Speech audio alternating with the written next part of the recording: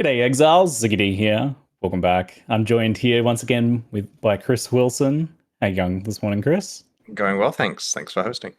That was a pretty spicy, hot reveal stream. The final one before ExileCon and the last reveal apart from ExileCon's reveal for PoE1 potentially.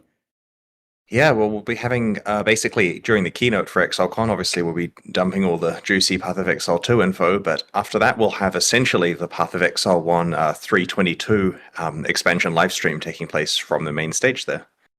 The ending of an era. It's kind of bittersweet. A decade of Path of Exile action at this point coming to a close, but moving into Path of Exile 2. Obviously very exciting. So we won't be probing into that too much here because that is for ExileCon. So for now, Yep. let's talk a bit about Crucible. Has there been any reference to Titans and this very early stage of Rayclestian history before now, or is this kind of new ground that you folks are exploring this time around? We like to come up with a mixture of taking something that's referenced and then expanding on it. And I don't want to spoil too much of the investigation of where this is referenced in the game, but we recommend looking into the Red Blade Warbands faction. That's a good breadcrumb place to pick up. The lore experts can begin their investigations there. So the main feature, I think, of Crucible is the power that it's offering players here. How much power is there in Crucible, and are there any drawbacks to that power? Well, you can definitely view this as pretty strict power creep on weapons. Let's just say that. I mean, I'm pretty Mhm. sure that there haven't been Path of Exile weapons this powerful before. So you're not sacrificing anything by having a weapon tree on the weapon. It's just purely upside. But many of the individual skills do come with their own downsides, and you can choose whether to allocate those or not. And so, on a weapon by weapon and skill by skill basis, you're definitely going to have to make decisions about what's best for your build. When it comes to designing like power that has drawbacks versus doesn't have drawbacks, how do you decide which route to go? We feel that having hard decisions about weapons and build choices and skill use is really interesting. It causes you to have to adjust your build around drawbacks. We don't really want to make a game where you linearly just get the ability to kill monsters more quickly without having to think. We like the idea of finding a a choice you can make where you're like, like this will increase my power, but I have to work around something else. Like potentially there's a skill that increases your fire damage, but makes it so that you have slightly lower fire resistance. Not a large drawback to work around, but it pauses you for a second and causes you to think, where can I get the resistance elsewhere?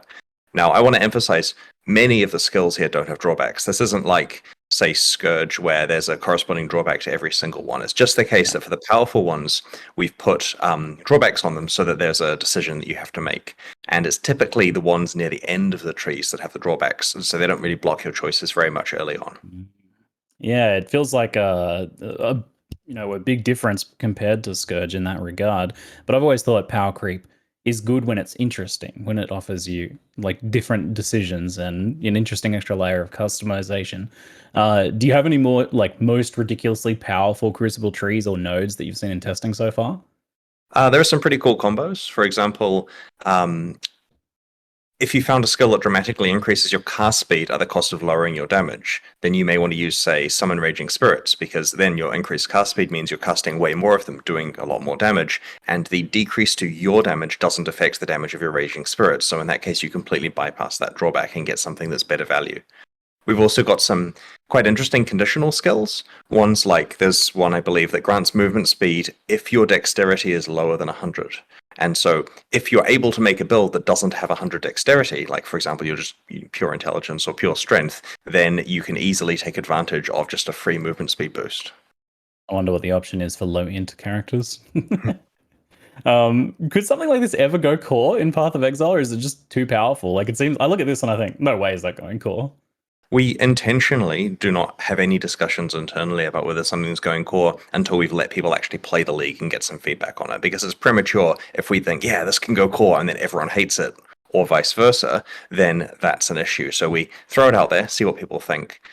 When we do integrate leagues with the base game, we typically do make changes to make them appropriate for integration. Like one of the many topics for this coming year is what are we doing about Sanctum, for example? And certainly there's discussion there about how we would make Sanctum appropriate for base game integration if it is going core. With these items having these crucible trees and everything, maybe the league doesn't go core, but these will go to standard in some capacity. Will they work in standard? How will that work? They will work in standard, yes. Ooh. So you can rip Okay. them from hardcore to standard right away.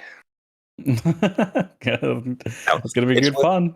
It's worth noting you can't level them up or allocate nodes any further in standard. Like you probably want to get Mm. the tree allocated correctly before you do ref it to standard. But yeah, you can use those skills over there. I imagine there's a lot of experimentation as well because you potentially want to, like, looking at the end game of this is to level up multiple different weapons, selecting the best nodes, and then combining them together until you get like a blend of your perfect ideal nodes. And I imagine that could take a while to get the perfect one. Certainly, yeah. There's a lot of cool stuff that can happen that we learned from recombinators. So there's quite a big Mm. grind to get perfect stuff, and then when you're looking at it on uniques, for example, the grind is even larger. Like we're really excited to some extent about how the concept of, let's say you want to have a like Starforge or something that's got the best tree on it. How would you actually do that? And it requires quite a concerted effort from most of the community of online players to achieve that, but it's possible. Now, can you respec or change those Crucible node allocations? Yeah, if a skill has been allocated, like as in you've chosen the skill, you've got all the experience towards it, you're getting the benefit from it, and so on, then you can scour it with an orb of scouring. So that will unallocate that last node there. And then for the ones that you're working towards that you haven't allocated yet, you can instead retarget the effects, the efforts of the next Crucible encounter you do towards a different node. And I wish I had a graph up so I could demonstrate it. But essentially, if I'm halfway through leveling up to one of the two choices I have at a certain intersection, and I instead want to work towards the other one, I can just freely swap across. And once it's allocated, I have to use a scour to undo it and get that experience back. Excellent, that makes sense. Are the nodes available on two-handed weapons more powerful than one-handed weapons? Sorry, yes, Yeah. Mike? Yeah. Oh, sorry. I was just doing a quick dev check to make sure I wasn't making stuff up. Yeah, nodes on two-handed weapons are more powerful than one-handed weapons. You could think of it as, broadly speaking, if you have a two-handed weapon, you're getting the same rough power that you would from having a one-handed weapon dual-wielded or with a shield. Certainly makes sense. And that kind of like feeds into the next question. Like quivers aren't craftable because a bow is a two-hander and gets that power level, I assume. Correct. Yeah, we had the choice there of, do we want a bow to be balanced like a one-hand weapon or balanced like a two-hand Mm. weapon? And we thought, well, probably balance it like a two-hand weapon and just ignore quivers. It means that we can double down on having powerful bow effects, and players only have to, in that case, um, you know, craft a tree on one item. Did you ever feel like maybe we should give a special exemption to face breakers and similar items that have you not equip a weapon? It's been discussed, but there's we don't want to have a philosophy that every Path of Exile League must work on literally 100% of builds to its fullest potential, because that really constrains us to really watered down leagues. So in a case here where a Facebreaker character potentially just doesn't get a boost like the other characters do, I mean, they can still play just like they could last league, it's that they're not getting to enjoy the main hand weapon damage they're getting from this. They can obviously still craft a shield or various unique items. Yeah. Now, Crucible's like these passives specific to weapon types. I assume bows and melee weapons will have different nodes because they want different things. But what about like swords compared to axes or minion ones compared to non-minion ones? Yeah, so essentially weapon types do have mod restrictions. So the examples you give are reasonable. The bows and melee weapons have different ones. Minion ones, caster ones, bows all have their own special passives. I believe in Path of Exile there isn't a lot of direct difference between swords and axes that would cause there to be many skill differences here. So those ones are very similar, but we have tried to make sure it's all sensible. You're not going to get stuff on a weapon that's irrelevant to that weapon. Great. Will that unique Crucible helmet, the Elabin's Visage, just have a mixture of everything, or how does that work? That one gets shield ones. Oh, okay. So shield probably, I assume, then has a more defensive oriented.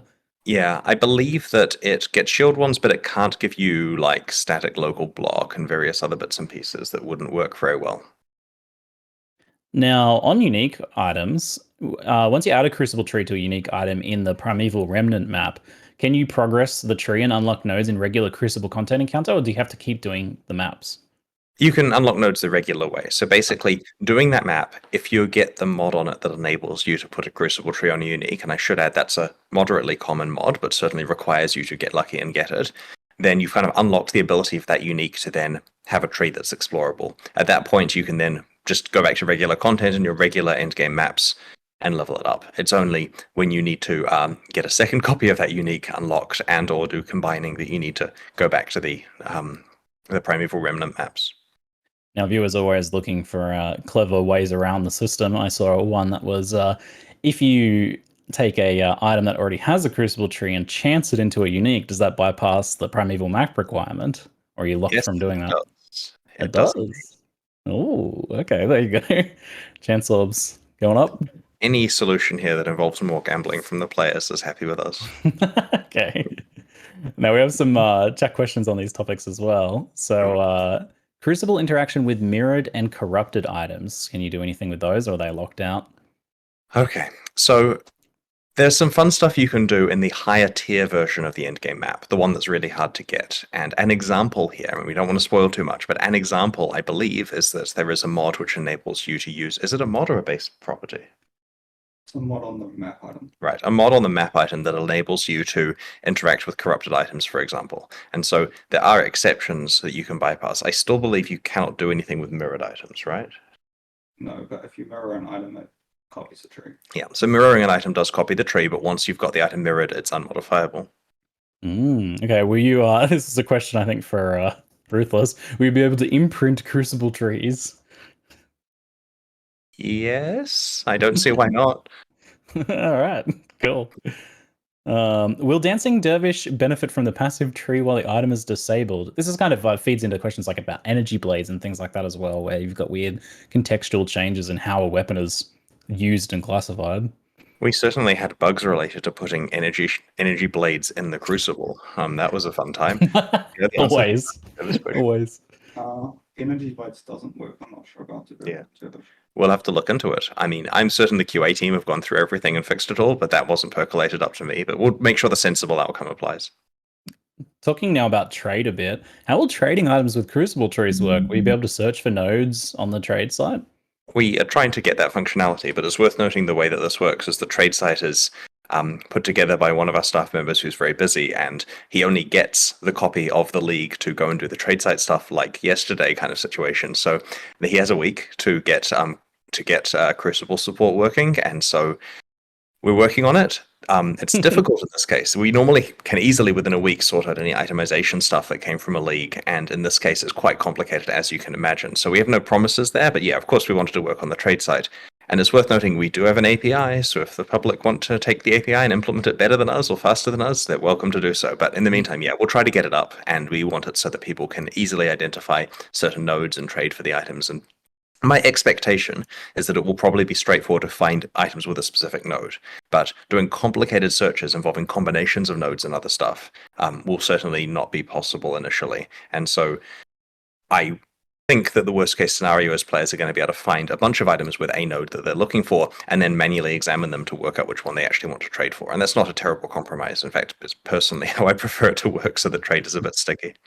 I know. The poor developer, though, I imagine this is quite the nightmare on the web dev front, but I hope they take our energy and part of the building also take our energy.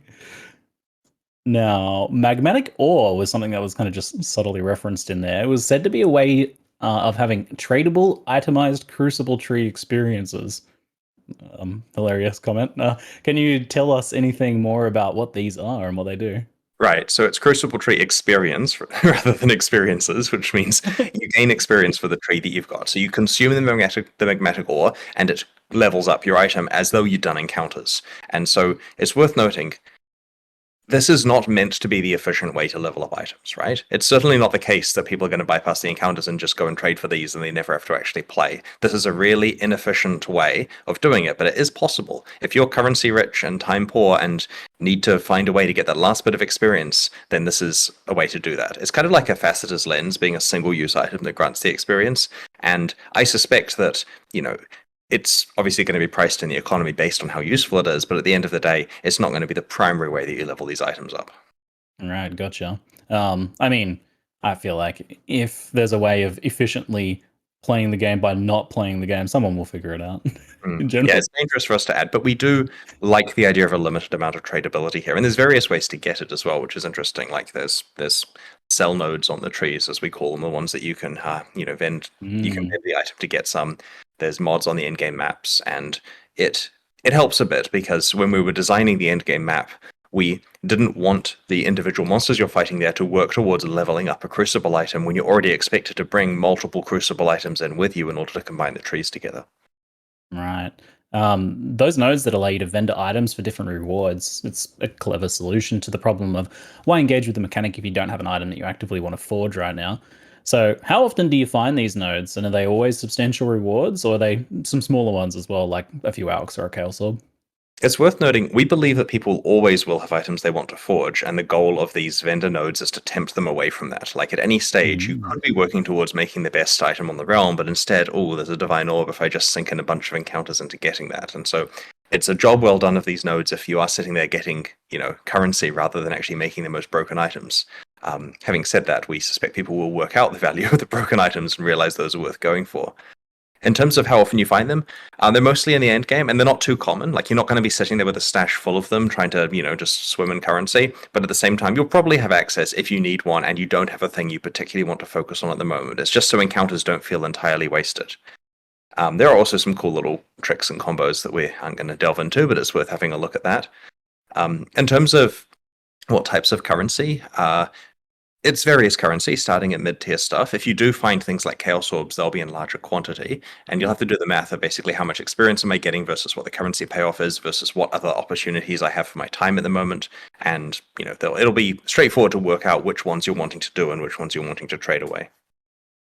On the maps side of thing, how rare are those like geodes that you can crack to get those maps, the like end game content of this? So there's 2 tiers, and it's worth noting the acquisition here is subtly different than the way we normally do these maps. Like, these are always rare, and they come through this stacked deck like currency item, which is the geode that you crack open. And because it comes through the currency item, your ability to find rare items doesn't affect the rate that you find these. Like, you're getting just currency essentially to get them. And then there's the unwrapping experience of seeing what the mods are on it. Now, the lower tier one is something you'll certainly play in maps often, right? Like, it's, you're not finding it every map. Maybe you're not even finding it every 4 or 5 maps, but you are finding it pretty commonly. So you're getting a lot of access to combining trees together. The higher tier one, on the other hand, is harder to get because that lets you do some really interesting stuff. So that one is certainly pitched quite a lot rarer than the first one. And you're being pretty coy on these maps and what they entail and what the higher version does now. And this is for a few reasons, right? Like, first of all the rates I'm talking about here, like, they're changing in this last week. This last week is the point where we massage it from being this works and is cool into a fine machine that works perfectly with the right, economic implications and so on. We're starting the alpha shortly, like, in 10 minutes kind of thing. And that's going to give us really good feedback there. We've got a week of iteration now that everything is working and great, and so things will change. There will be more mods added, there'll be mods removed. And so if I go into too much detail of listing every mod, it's just going to be wrong a week from now when we've had time to really hone it. Fair enough. Let's talk a bit about the challenge of this league. So the longer you channel the Crucible Forge in a map encounter, the more dangerous it becomes. What makes the monsters dangerous here? So as you channel it, more monsters are spawned, and they combine into larger, more impactful monsters. So higher tier monsters here, we've got an internal tiering system. The higher tier monsters are generally more likely to be magic, rare, or unique. And the longer you channel, the more damage and damage reduction every monster gets. Also, more difficult encounters are more rewarding. So generally speaking, play the hardest encounters you can. But it's worth noting, and this is an interesting question, everyone comes up with, is there a button I can click to bypass the channeling and just have the hardest difficulty encounter, right? Fair enough, no one likes having to wait a few seconds, but it's worth noting the hardest difficulty encounter will probably smear you to the wall. We want, and this may be wishful thinking because some Path of Exile players are very capable, but we're trying very hard to make it so that the highest difficulty encounters are significantly harder than League content that you may have accidentally run into in the past. Now, of course, you don't need to max it out like that. Maybe only do that if you have ridiculous twink items or something. We are also trying to signal this in the UI. This wasn't shown in the video, but we are having kind of like a temperature concept where the harder it's getting, the more you see the UI getting a bit angry at you. And so I can generally handle about this amount of difficulty, and you've got an idea of where your character falls on the scale. You're certainly going to want to go as hard as you can, but our goal here when designing these risk versus reward leagues is to kill your character. We want to set it up so you overcommit and get nothing, because that way you'll learn your abilities and it's a little less gifty than if we just had every encounter succeedable. It's like Metamorph all over again with players putting sticks in their own front tires and being like, oh no, why have I crashed? Oh. Cool. Yes. On that note, then, what happens if you fail a Crucible encounter? Is there some risk-reward aspect here, just outside of dying? You only get the Crucible tree experience if you complete the encounter, but your item is not at risk. We went moderately safe with that. So essentially, if you make an encounter that's too hard, you might lose experience on your main character or lose your hardcore character or something if you die. But realistically, the only thing you're practically missing out on is finishing the encounter to get the experience. Now, I noticed on the Primeval Remnant map teaser, there was a mod players cannot suppress spell damage. I know the intention is to make these maps very challenging, but how do you approach making monsters harder versus disabling aspects of builds or hampering the player when it comes to designing difficulty? So the mods on the maps are meant to be very dangerous. Like, we picked mods here that are like expedition remnants almost. Like, we want something that's very challenging. But you get fewer of them than on a regular map because half of them are upsides. So 6 modded map here has 3 upsides, 3 downsides. And the downside ones, some of them will raise the difficulty of the monsters, usually by a bunch, and some of them will hamper your build's defenses or potentially make your build not work in the map. But it's worth noting that stuff like spell suppression is more of a hampering your defenses than saying you can't kill monsters. So certainly going into a no spell suppression map when you rely on it takes away one of your defensive attributes, like be careful about that, but it's not necessarily completely breaking it for you. You're going to have to make decisions about which to play. And we strongly prefer that way of designing it. If we have to make it so that every map is playable on every character without really imposing any difficulty, then it just becomes a bit of mush. And so, in this case, you will occasionally open a geode, look forward to doing the map, and realize it's better for your friend to do it, and maybe you'll trade with one that you can do. And if you're playing an SSF and don't have the ability to trade, then you just have to make decisions about whether you run it or don't run it as the other option, or run it carefully, or make another character and play that character in that map to get value from it, and so on and so on. All right. I always have to ask, party play, how does it work in Crucible? So it fully works in a party. Everyone gets experience. Oh. Basically, you must channel an item at the encounter at least a little bit to be rewarded for it. So there's the molten circle, as you've seen, and basically the players step inside and you choose an item and channel it. And all the channeling makes the encounter harder and more rewarding and so on. And as long as you've contributed at least a second of channeling or whatever, you're going to be taking part in it. Once anyone who is channeled steps outside of the molten ring, a countdown starts which will trigger the encounter. And it's worth noting that throughout maps, that means you can fully engage with these without any problem or loss. Like, sure, maybe, some annoying party member will make the encounter way too hard for everyone, but they have the ability to do that elsewhere in the game too. In endgame maps, each map only allows the map owner to use its crafting benches. So 1 geode equals 1 map equals 1 craft. You can bring your friends, they can get stuff from it, but they can't use that craft unless they contributed the map. Some more questions from chat. How does item level and map tier affect Crucible? Can I quarry farm item level 86 weapons, they ask? All right. Low level areas have way less Crucible experience. So low level areas give quite a lot less Crucible experience. There's an exponential curve on that to encourage you. Like, if you're playing somewhere 10 levels under you, you're certainly going to have a much better time just doing it in the maps that you're playing. Any other aspects that are worth mentioning? Item level affects how much experience it requires to level up. That's true. So the item level does affect experience costs for hitting certain skills. And of course, I believe that certain skills are gated behind certain levels as well, right? You really do want to be playing higher level stuff. Like, maybe there's some niche place where you can get access to a certain skill and it isn't too expensive to get it and you can quarry farm more efficiently, but you're kind of wasting your time doing that compared to just playing the maps that... In an old version of Path of Exile, where map scarcity was more of a thing, like in, say, Ruthless, where it's actually hard to play maps because it economically destroys you to play too many, then fair enough, quarry farming might be a more reasonable strategy. But I think that in contemporary mainline Path of Exile, you're wasting your time if you're spending too long in the quarry here. Now, the mobs that you spawn with the channeling of the Crucible, are these different to normal mobs, or are they enhanced versions of regular mobs? And either way, are they something that you can turn into a Spectre, for example? Summoner players would like to know. There's a few questions there. So they are actually themed around the properties of the item, which is interesting. Like, there's a light correlation between what you've got on the item you're channeling. There's some subtlety here, but they are special. And in general, for these leagues, we try to draw monsters from the pool that are in the area, or at least, the models of those monsters, just for memory reasons and so on. Is there anything else that's special about these monsters here, aside from the fact that they're quite a lot harder if you make the encounter hard? Yeah, they have new skills, and they are spectrable. Yeah, so all spectrable, all have new skills. There is essentially a separate set of Crucible monsters. None of that is what I expected.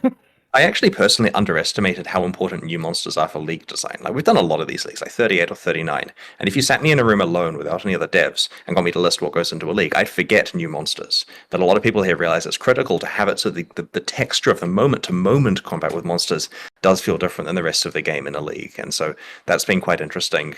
As something that it honestly took me a lot of years of development of Path of Exile before I realized how important that was. You said the modifiers on the item affect what monsters spawn. That's such a like clever, The nuanced. tree modifiers, like Okay, what yeah. the tree that you're leveling up. Cool. You'll see what we mean. It's not a big deal. It's just cute. I mean, that's what I mean. Like, that's really cute. Like, it's a cute detail, a nuance that I wouldn't have expected. Neat. I know we're rushed to make these expansions in the cycle time we have, but we do get time to finish the details. And interestingly, this cycle has been 17 weeks, so we've had a few extra weeks to get it right. And yeah, I mean, I don't mean to prematurely curse anything, but we're actually looking at a pretty good place quality-wise. Like, the number of issues we have open in our tracker and the stress on the team is significantly lower than it has been at various points. Like, I think yesterday, when we're at the point where we would in the past have had 250 open issues, we're at like 87 by my count. And so, I'm not seeing overtime being done outside of a little bit of preparation for the live stream the last few evenings. And so that's looking pretty good. I think that, like the incursion launch, we're going to be hitting it with like a bit of time to spare and make sure everything's good. That's excellent to hear. And Yeah. details like that, nuances like that as well. I think they really add to the like flavor of it. This weapon that you've been working on for a while is going to feel different to craft than a different weapon in a subtle way that you might not even put your finger on. And that's quite cool. So let's move on to a league revamps topic now. So the breach revamp, I feel, is actually a really clever way of dealing with the issue of like old content bloat, or of the game being too overwhelming for new players. Revamp older content, shift it up to a higher level where it's discovered later and less likely to overwhelm those newer players. Now, was this the intention here, or just a happy side effect?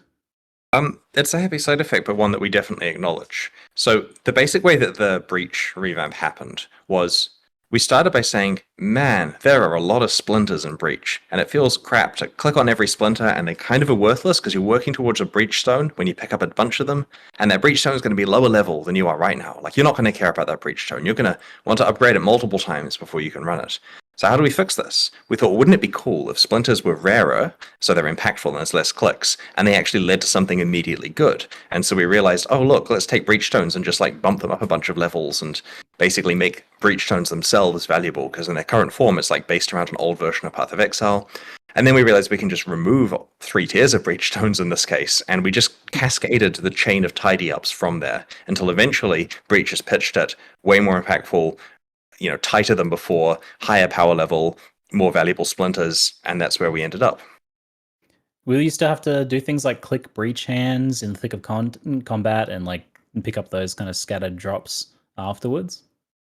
Yes, you do. And we think that clicking chests during the hectic combat with the chests vanish at the end is actually part of the fun of Breach. Like, here is a glimpse into another world where monsters are rushing in from all directions. What can you get? Can you kill them in time? Can you get the chests? Blah, blah, blah. It's part of the challenge of the short flash encounter here, is to get as many items you can through whatever means. And so we didn't want to make it so it automatically gives you your entitlement of chest items at the end. Now, picking up scattered items is annoying. I get that, right? There's no, this is not an intentional thing that we're trying to make the player have to run around afterwards and look to see if stuff drops. But we didn't find any good solutions that solved all cases, right? Like, during this process, there wasn't an easy way of sorting that out that fit in with the other changes we're making. But we're going to keep an eye out on feedback. It's certainly something we're open to changing in the future if we find a good solution. The Abyss revamp looks great. I don't really have any specific questions about that one. Maybe chat will. But can we hope to see similar quality passes on more dated things in the future? Like, for example, Harbinger, maybe? Yeah, it's very likely. No promises, though, on when. Like, for 3.22, we haven't scoped out what endgame improvements are looking like yet, so it could well include Harbinger, or definitely not, and we don't know yet. And back to that kind of initial question, which was the idea of like content bloat or things being a bit overwhelming for new players. Is this something that you guys recognize as a major issue, especially in the lead up to Path of Exile 2 with a bunch of new players on the way potentially? We're always aware of the fact that Path of Exile is a complicated game with a lot of stuff going on, and your point about raising the level of Breach to take it away from, your introduction to maps is very valid. It becomes a thing where you know Path of Exile pretty well by the point that it's introduced, and it's difficult towing the line between how to describe this. It's difficult towing the line between lots of content being available and content being introduced at a slow pace. One of our competitive advantages versus other action RPGs is the fact we have a vast library of old content that's fleshed out. But on the other hand, that can be a problem because for new players, when they have to understand 20 complicated systems or 50 complicated systems, it's sometimes easier to play other games that require less learning. So we're trying to make sure that many of these do actually feel pretty optional and you get them, it's no problem for them to learn how Breach works several weeks into playing potentially. A bunch of people are also asking if there's any news on Ultimatum. We have mentioned in the past that we have a plan for Ultimatum. That plan is definitely still happening, but not part of 321. Fair enough. I'll just check every time until. Yeah. Maybe it'll be announced at ExileCon. Maybe. Okay. Is Ritual being looked at for improvement? It got hit pretty bad due to the removal of +1 monster level watchstones. This is a question from chat. It hasn't been discussed yet, but as I mentioned, we haven't worked out the next set of endgame improvements, so fair enough. It'll be on the list to look at. Is there any plans to change Blight Atlas Tree notables? Half of them are there to guarantee Blight events when there's already Sextons and Scarabs. We actually did a pretty deep look at Blight on the Atlas Tree a few months ago, and there were some inconsistencies we wanted to tidy up. Again, I can't promise that's in scope for 322, but yeah, it certainly is something that we probably need to evaluate. All right. Talking a bit about now masteries and ascendancies, as there's some pretty big announcements there. One in particular that really impressed me was the life mastery that gives 15% life if your body armor has no life on it. That kind of feels like a game changer in some ways. Body armor has always had really fierce competition, and whether something has life or not is a big part of the evaluation there. So I really like this design overall, but we do have some unique items that have 5 to 10% increased life, and I imagine that might feel like a bit of a bummer if you want to use one of those. Well, in that case, you save yourself a passive point, and you get to, go pick a different mastery, and there are some powerful ones to pick instead. We're not intending to go and remove life off those because of the presence of the mastery. That'll feel pretty mandatory. That'd be such a funny way to solve that problem. Yes. Fine then, no life. Now, this constellation style design that makes up for a shortfall feels like kind of new ground here, and it might have some potential use cases in other areas. Like, for example, the idea of 20% increased movement speed if your boots don't have movement speed. Is this something you'd consider expanding out in other areas? It's currently just on the life mastery. I mean, we've got other interesting new designs on the other masteries, of course, and it is a possibility for later, but we want to be careful with this one because, in the boots case, for example, I worry that soon you'd pick, the masteries that make your gear good, and then it doesn't really matter what your items are, as long as you, for the love of God, don't roll that movement speed or life. And that's kind of against most of how people are trained to create items in Path of Exile. So we're experimenting with body armors with life, but, other things follow normal rules for a while. Yeah, it is. It does seem kind of like an experimental thing because you're right. It could go the other way to what you want, where it's warping perceptions of items in unpleasant ways potentially. So interesting. I'll be keen to see how this one goes then. A lot of the other masteries look really impactful as well. I was pretty surprised to see instant leech after that being such an issue in the past, for example. A lot of people have been hoping for a meta shakeup in terms of changing skills specifically, but here we're getting a bunch of new Vaal skills obviously have an impact, and then all of these masteries and passive changes and stuff like that. Now, what factors kind of go into deciding whether you want to rebalance a skill or the other things like gear and passives around a build, rather? So, regarding the meta shakeup, we could at any point go and pick a bunch of skills and alter their damage values and so on. And we've done that in the past, and it hasn't really been as impactful as we wanted. Often what will happen if we buff things that are underused is people don't immediately notice, and then a while later someone stumbles across it, and that doesn't immediately cause the feeling of a new meta that people wanted. It feels like the same meta even though there's stuff they haven't found. And so we wanted to try in this case, leaving the skills alone for the most part. I mean, there's skill balance. You'll read it in the patch notes in a little while. But for the most part, a lot of the changes come from the fact that broadly, many of the masteries have been changed. 2 specific ascendancies have been changed. You've got a lot of new Vaal skills for many, many different builds. And the masteries in particular have a big impact here because they're right in your face when you're doing your tree planning. You certainly see all of these interesting new ways of building. An example is, let's look at stun for a second, right? previously, everything to do with stun in the game was about how do I make it happen less and how do I have it affect my character less, right? Shorter stuns less frequently.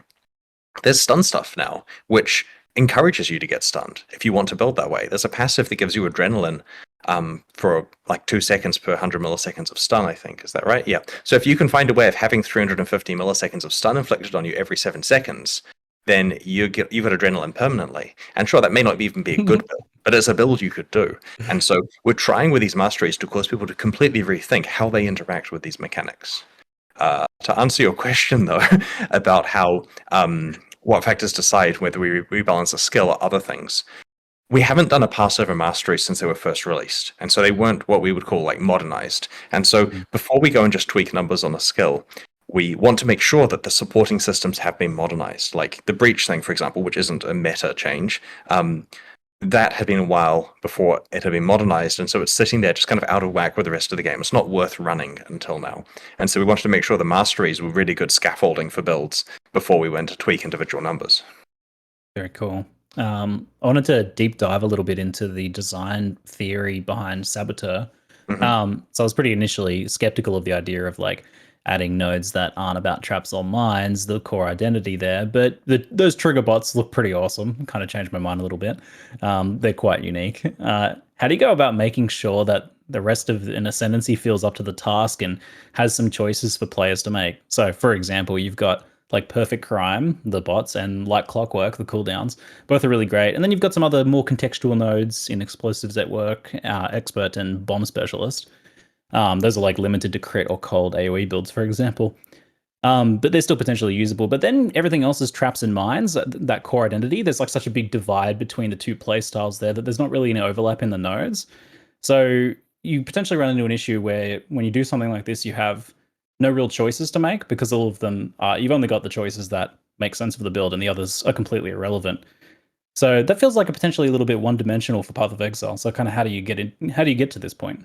There's been a lot of iteration of a Saboteur, including recently. Like, we had a version in the live stream that we're ready to prepare, we're confident in, and we're good to go. And there was enough internal kind of, it might be perceived as a nerf going on that we went and changed it further, made sure that it was, we were much more comfortable with it, added more.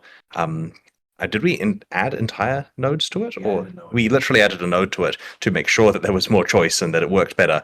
Refilmed the sections of the live stream, got me back in the recording studio to do the voiceover of that, and updated the live stream at the last minute because we want to make sure that the different builds work. And the Saboteur is a little bit of a different experience than before because it now has these other options. But it also, and most importantly, is not the only way to play traps and mines. Our goal here is that if the word trap or mine comes up in your build guide, it doesn't 100% have an association with Saboteur. There are trap and mine builds with other ascendancies now, like with Necromancer, how if you want to use minions, it's possible to come up with minion builds that are on a different ascendancy. And so the Saboteur is the obvious place to go for easy access to trap and mine power, as well as like trigger stuff, right? That's the first point of call, but it certainly isn't the final point of call for people who want to do some really wacky stuff.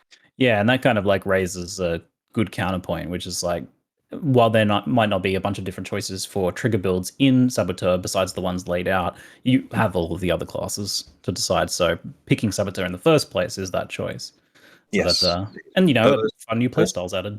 The trigger bots are pretty OP. They look awesome. So cool. Does the new passive reworks to the two new classes affect Ascendant at all? Did we change the Ascendant? Yes, we did. Yep. That's cool. Awesome. I didn't know that. Good work. Yes, we have. Good job, background devs. I want to look at that now. Do you folks plan on changing passives around the tree or just the masteries that are changing? Yeah, there are passives that have changed around the tree, right? Yeah, there's new clusters, and I mean, the patch notes, which will be posted as soon as we stop talking, have all the details, but it was mentioned in the live stream too, just in passing. Like how I mentioned early game balance changes, and then everyone comes to me and says, why are you not talking about the early game balance changes at the live stream?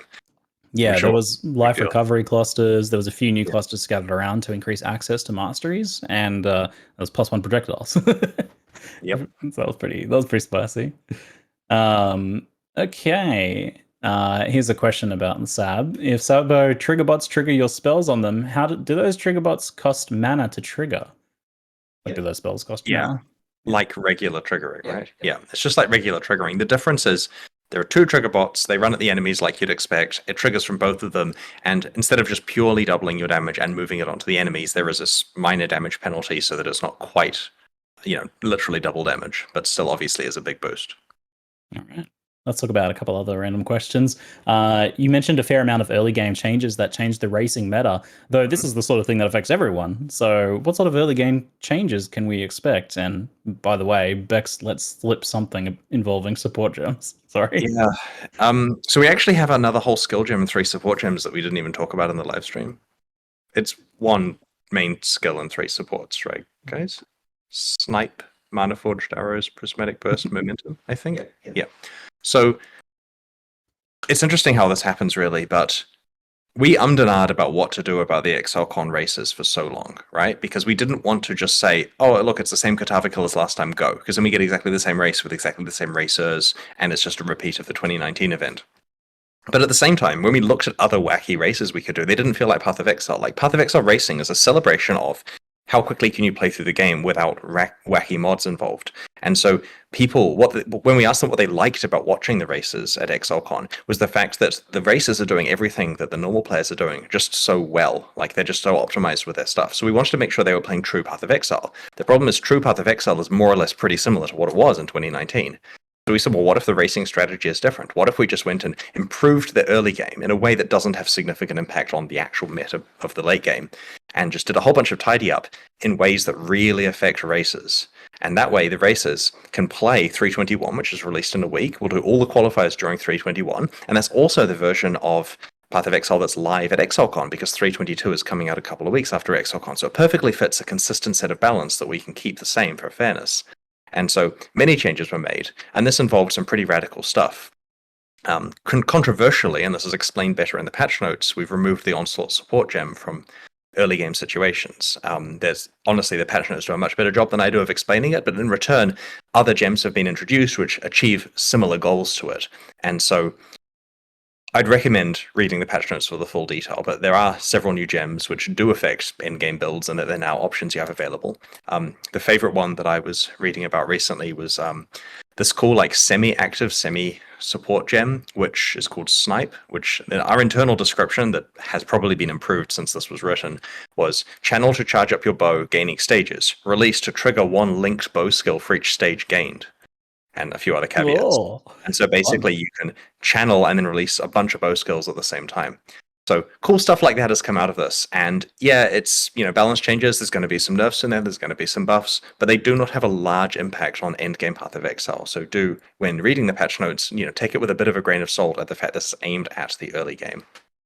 This is interesting because, like, in the past, the idea was talked about of having like some skills that were like the low level ones, and then potentially would transition them out of it. But it's not something that's really true to Path of Exile very often. Like, most of the time, most things that you can use in early game are end game viable as well. So this is kind of more a design of having some things that potentially are very early game and not really necessarily intended for late game. Yeah. Do you think you'll explore like skills more in that realm in the future as well? And is that, I don't know, something that Path of Exile 2 will feature more?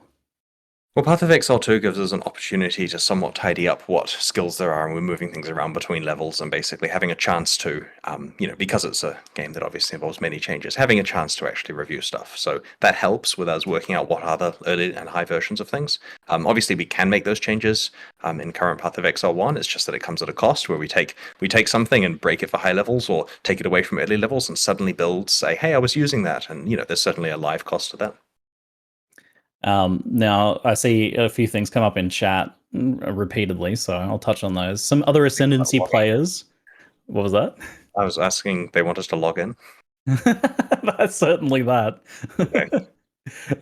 There's a few other Ascendancy players who want reassurance that their Ascendancy will be addressed. I see Gladiator mentioned a lot. Yeah, we could list the 17 Ascendancies. We don't yet know which ones are coming. Shall I tell a story? Okay, I'm going to tell you a story. Sorry, everyone who's on patch notes. We're getting story time instead. We wanted to nerf all the Ascendancies in Ruthless for power reasons. And so we looked into what that would involve. Pretty quick numeric nerfs. And while doing so, we came up with a whole bunch of new interesting stats. And we said, okay, well, we cannot release these stats in just Ruthless, right? Because that would be crazy. The community who already have low patience for any Ruthless stuff that we do would certainly find it unfair that we gave Ruthless a bunch of new interesting tools alongside a pile of nerfs. So we said, why don't we change all the ascendancies in the core game to use these new stats as well? Not nerfing them, just making them like we've done with the Pathfinder and the Saboteur here. And so we started on that. And the plan was to do about half the ascendancies in 321. And then also do all the Ruthless ones at the same time, figuring that's fair because there's enough stuff given to the base game. Unfortunately, we didn't get it to a state where it would actually be releasable. Many of those ascendancies were going well, but they weren't quite finished. You know, the internal feedback was to the point where it felt a little bit like a nerf in some cases, or it felt too much like a buff, or we weren't quite there, and we obviously can't release it unless we've had time. So then we had a situation where we're really happy with Pathfinder and Saboteur. They're going great. And all the Ruthless ones are sitting there with new stats on them. And so we intentionally undid all the Ruthless changes there to stop there being an outcry, and so that we get more time to sit on it and work out what we're doing in the base game. And so the intention is that we do have stockpiled a large number of ascendancy changes from when we get time to do it properly, which hopefully will include many in 322. And we just have to work out politically what we do with said Ruthless changes, because I would love to release them. I mean, they're not quite ready. Like, I'm not saying we want permission to put them in 321, but we're at some stage likely to debut that set of stuff because we do feel the power level of ascendancies and Ruthless is too high relative to items. And so, long story short, in answer to the question of when did the other ascendancy classes get some love, the love is half done. And so, yeah, it's coming. The political intricacies at play here. Yeah, it's just, the problem is, like, while this expansion ended up with a lot of balance changes, and we're not worried about that, there was a time period when we hadn't piled in so many balance changes where it looked like half the work went towards Ruthless. And that's not a good look, because it's done for the purpose of the core game. It's just if you release it in Ruthless first, you just upset everyone for no reason. And so there's a bit of politics with that, but at the same time, we definitely want to make sure that all the players feel equally valued. Since you brought it up, let's chat Ruthless a little bit briefly. Will it have its own unique cosmetic rewards now that it's getting challenges? And if so, how many? It has the same cosmetic rewards as the base game. This is another case here of trying to go for fairness. You can either earn the cool armor set by playing regular Path of Exile or by playing Ruthless. I don't know which is easier. There are fewer challenges in Ruthless, but it's quite hard to do those in Ruthless. Mm-hmm. So, yeah, it's difficult to say. I recommend working out what your capabilities are and doing it in that mode. And there is a different totem flag. So if you do complete the challenges in Ruthless and in the base game, you technically get 2 hideout totems to show that you did. And a bunch of people have had a chance to play Ruthless and try it out. There's been some discussion of the difficulty and whether it's a fun type of difficulty or rather where it's just slower. How do you feel about the initial version of how it's played out and the types of challenge that it offers? We really like it internally. It emphasizes how fun items can be to find when you're desperately craving upgrades. Like, I get that it's not for everyone, they don't have to play it, but it's an experience of overcoming scarcity and feeling every upgrade to your character that we think is a really valuable thing. And what's interesting is some people, when playing it, say, to be honest, regular Path of Exile, like baseline Path of Exile that a new player installs, could actually be Ruthless, and they might have a better time than the overcrowded, very complicated mainline version that we currently have. Now, we don't plan to make that change where we swap them around, just in terms of what the new player experience people get, but it is true that if you're sitting someone down for the first time, they get a bit more of a meaningful and less complicated experience playing in that mode. Having said that, it's still an experiment, it's still a passion project that we're tinkering away with, but it also educates us a lot on the appropriate balance for item mods and how, like the fact that Eternal Orbs could come back, for example, is a realization we made that was actually pretty cool, and looking at the consequences of the different types of crafting and how they interact has been very instrumental for us. And this is all important because we have to get this stuff right with the upcoming Path of Exile 2 balance, right? We have to make sure that Path of Exile 2 is balanced as a great game from the start. It's almost like it's a useful dev tool more than anything in that regard. Yeah, and there's a growing community of people enjoying it, which is why we've got the boss kill race happening in Ruthless. I know that'll be controversial to some players who don't particularly want to play it, but they weren't going to win that race anyway, right? Like, the people who are going to win that race know why we're putting it in Ruthless. Oh, no. Damn. We also don't know if it even is winnable. Like, to emphasize here, Ruthless, Solo Self-Found, Hardcore, both pinnacle bosses. Right? That's hard. Yeah. There's a ticking clock before those ExileCon tickets aren't valid anymore, right? The event. It would take me that entire time to get there, that's for sure. For my own experience, a lot of the early game feelings I had echoed what you were talking about, with like the changes were very effective in making you really like feel gear upgrades and think about how you play your character, and those sorts of challenge changes were really effective. For me, though, where it fell apart was actually at that end game, where the scarcity, the economy, and the map drops were so slow that even when I felt ready, I couldn't really progress in endgame at a what I felt like it was a reasonable pace. Even dedicating the entirety of my currency supply towards maps, I was still kind of blanking and dropping back down to low white tier maps. And I've seen plenty of people break through this wall, so it's certainly possible, but it is slow and it bears mentioning, I think. How do you feel about like the end game progression there? So we've made some adjustments to this in 321, but we don't want to overshoot the mark. Like, we don't want to just dramatically swing something in a way that makes maps sustain too easy. It is intentional that maintaining the highest maps requires significant economic sacrifice in Ruthless, which, as you say, some people can break through, but it's essentially the case that you almost have to just pay, a very high price to be playing red maps repeatedly. And that's in the right direction for Ruthless, and we do want it to be a little more accessible than it currently is. So I'm hoping the changes in 321 do help a bit there, but we'll keep nudging it. We just don't want to accidentally get it to the point where everyone's got expectations of sitting in red maps like they do in the base game. All right, so potentially some smaller changes there, fine tuning things out. The Atlas tree is different in Ruthless. Chat wants to know if we'll be getting gateways there as well. Yep. Cool, very nice. We have a random eclectic mix of chat questions now, so I'm just gonna jump straight into these. I have not seen what they are yet, so let's have a go. A lucky dip. Do we need to equip the weapon to level it in Crucible, or can we use any weapon in our inventory? It has to be equipped, but it can be on your weapon swap. The intention here is that you can't be playing, say, a bow character and have some really high level wand that you're necessarily working on without sacrifice. You are making things for you.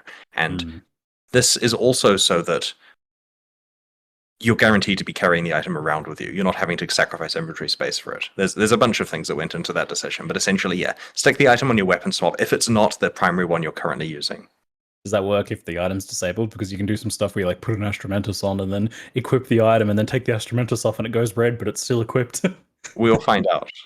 Okay. Now chat's just doing the classic Q&A thing where they're spamming melee ? Like there's a question there. You do know that questions involve a few more words than that usually, but maybe that's enough for you to work off. Melee? So in the last expansion, we intentionally introduced a large number of Vaal skills and some other melee changes. And so the intention with the melee Vaal skills was to raise the power level of all of those skills, because periodically you get to play them in God mode for a few seconds. And we haven't made as many melee changes in this particular release here, and that's partly because there are, the other 90% of players also would like balance changes. So we definitely have it on the radar to keep an eye on, but there's nothing else in 321 apart from what you'll see in the patch notes rather soon. Yep, so Vaal skills and masteries and a couple fine tunes here. So have a read in a second when I stop talking. What happens if you animate a weapon with a crucible tree? Whoa. It works. Oh, the Do you new expect level. less from Path of Exile? No, I expected it to work. Actually, I'm impressed because I imagine there's some complicated things there. But I shouldn't have done a dev check there. I should have eye contact with the camera. It works, and then quickly, they scurry to make it work. Even things that like allocate passives, does that work? Because they don't have a passive tree, right? Surely those don't work. There's the ones that make sense for it to work will work, but I don't think. Oh, like Master Fletcher, for example, right? Oh. It should work. It should work. Like, at the end of the day, right? Animated guardians and animated weapons are just like entities that get stats, right? Like, if you give an animated weapon +1 arrows or something, it's going to fire +1 arrows, like a monster would, like the player would. Yeah, but you're giving it a passive that then gives the +1 arrows. That implies they have a passive tree. Does that imply they have a soul? Oh, it's technically that we're not giving it the passive. We're giving it the stat and we're calling it the passive. But we're getting into, like, internals here. Maybe we are giving it. Anyway, we're fine. It'll work. Do animate guardians have souls? That raises ethical questions. Oh god, okay. Does things like pack size affect Crucible? I assume map modifiers will in general, right? So here's an interesting one. The items that are shown in the live stream do include pack size on those the rare maps there, and that doesn't affect the Yeah, so in the in-game area, pack size doesn't exist.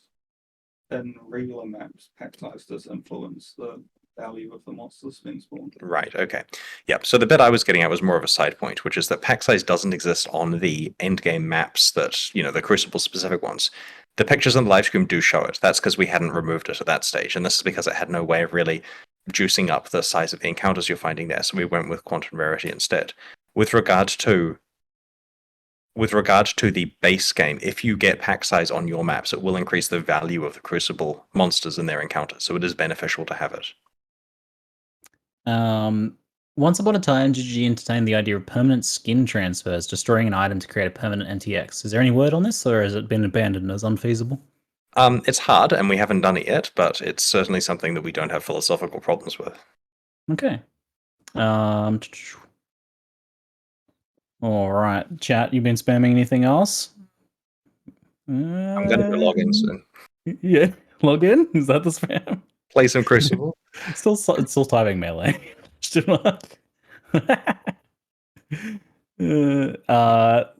Any changes planned for expedition gear? What's next with Ward?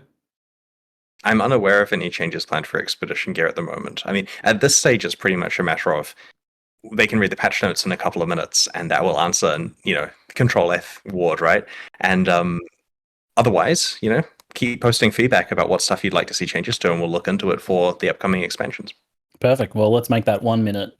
People want to know if fishing rods will have crucible trees, Chris. I'm not going to answer that. I'm going to let them work it out. Right? Perfect. All right. Thank you very much for your time, Chris. Thanks You're welcome. It's been great. Pleasure as always. Thanks so much. All right. See you fun folks later. Bye-bye.